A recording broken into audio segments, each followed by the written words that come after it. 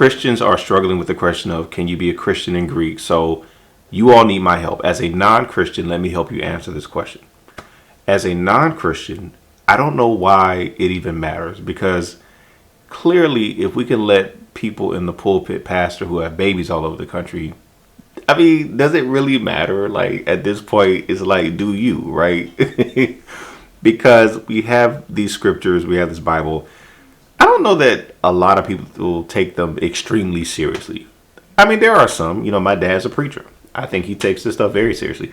But by and large, for example, in the New Testament, Paul lays out the qualifications of someone who wants to be a leader in the church. And a great number of pastors just don't meet that. I mean, I think it's safe to say if you have babies across the country, you probably shouldn't, right? And I know everyone is thinking of a certain person. Actually, I got quite a list. So, okay, I mean, if that's where we are, why does this question matter so much? It seems like you can just do you. But let's deal with the specific question. Can you be a Christian in Greek? I guess it really depends on what type of Christian you are, right? If you actually take Jesus seriously, then no. I'm just going to be honest with you.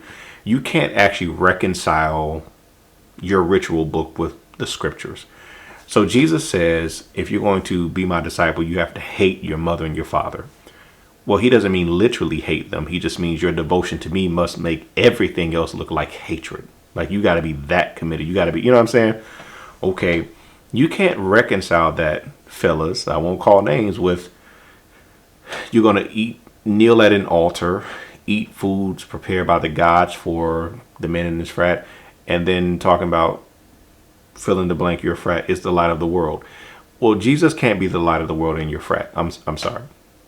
Sisters, I won't call names, but you can't say we're going to pledge our heart, mind, and strength to foster their teachings, obey thy laws, and make thee supreme in service to humankind, and then say, I hear, O Israel, the Lord your God is one Lord. You should love your Lord, love the Lord with all your heart, mind, strength. Like, without failure, as we go through these ritual books, you kneel at all these altars, you make all these decorations and all these things to this other deity. Like, if you took Jesus seriously, there's actually just no argument to make.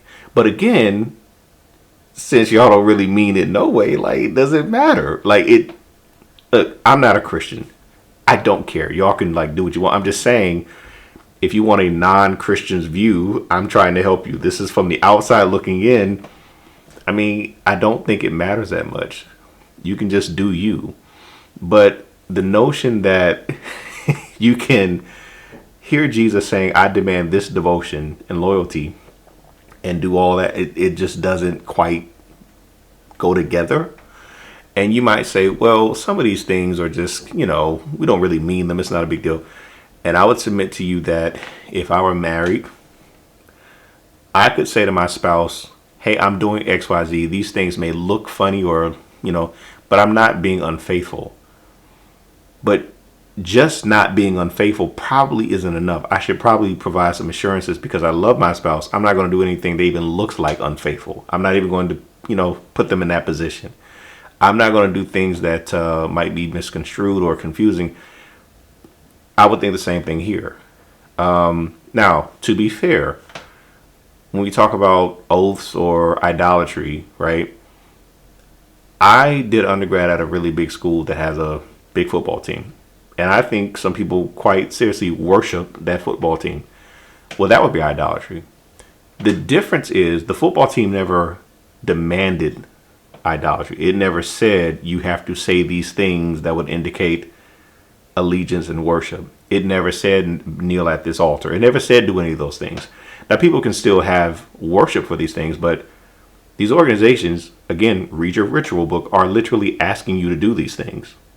So, again, let me be clear. I'm not a Christian. Honestly, I don't care.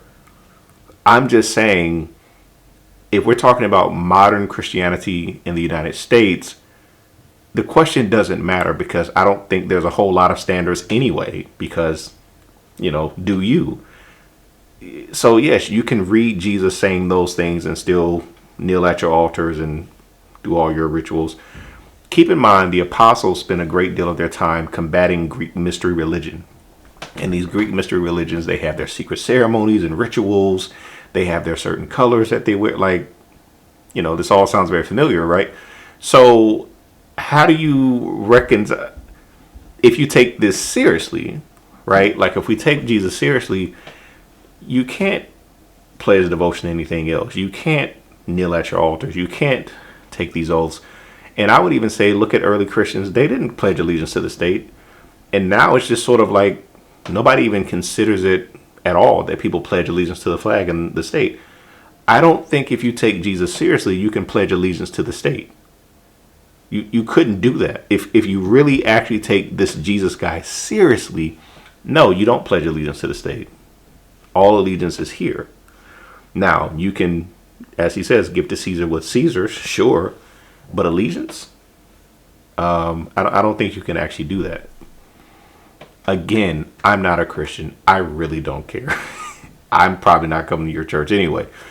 But, if you can have babies all over the country and still be a pastor and leader, I don't see why you couldn't say your frat is the light of the world and be a Christian. I don't see the problem. It's just all about what you want to do with it.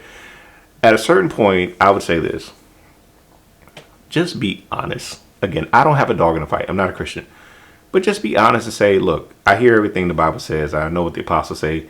I just want to do me. I think that's honest. That's fine. But this sort of contorting yourself to pretend like there's a theological argument to make that these things can be reconciled, you honestly just look really, really foolish.